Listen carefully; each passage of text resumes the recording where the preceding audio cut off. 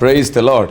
God bless Kommireddipalli. Tiruvuru ప్రాంతంలో ఉన్నటువంటి కొమ్మిరెడ్డిపల్లికి నేను వస్తున్నాను.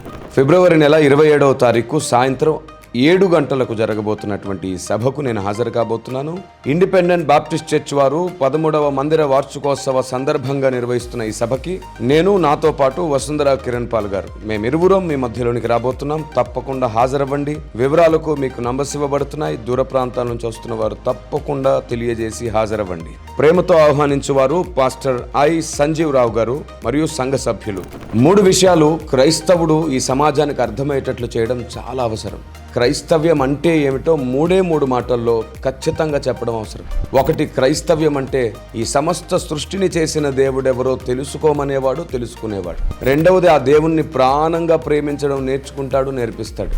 3వది, ఆ దేవునికి నచ్చినట్లే బ్రతకాలంటాడు. తమ ఇష్టాలను కూడా దేవుని కొరకు త్యాగం చేయాలంటాడు.